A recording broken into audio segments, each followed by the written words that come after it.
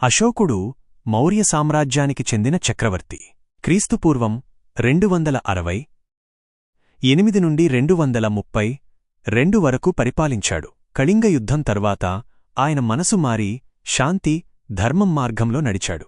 బౌద్ధమతాన్ని స్వీకరించి దాని వ్యాప్తికి కృషి చేశాడు. అశోకుడు భారతదేశ చరిత్రలో ఒక ముఖ్యమైన వ్యక్తి. ఆయన పరిపాలనలో దేశం శాంతి, సౌభాగ్యాలతో విలసిల్లింది. అశోకుడు ధర్మం, న్యాయం, కరుణ వంటి విలువలను ప్రోత్సహించాడు. ఆయన వేయించిన శాసనాలు నేటికీ మనకు మార్గనిర్దేశం చేస్తున్నాయి.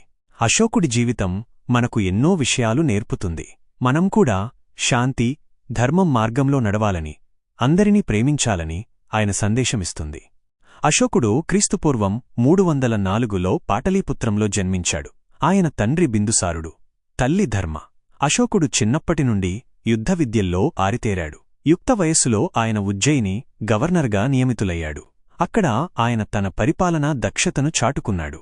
క్రీస్తుపూర్వం 268లో బిందుసారుడు మరణించాక అశోకుడు చక్రవర్తి అయ్యాడు. ఆయన తన రాజ్యాన్ని విస్తరించడానికి కళింగపై దండెత్తాడు. కళింగ యుద్ధంలో లక్షలాది మంది మరణించారు. ఈ యుద్ధం అశోకుడి మనసును మార్చేసింది. ఆయన యుద్ధాన్ని విడిచిపెట్టి శాంతి మార్గాన్ని ఎంచుకున్నాడు.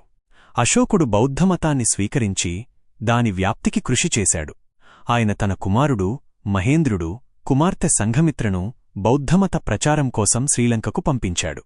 అశోకుడు అనేక స్తూపాలు, విహారాలు నిర్మించాడు. ఆయన వేయించిన శాసనాలు దేశవ్యాప్తంగా ఉన్నాయి.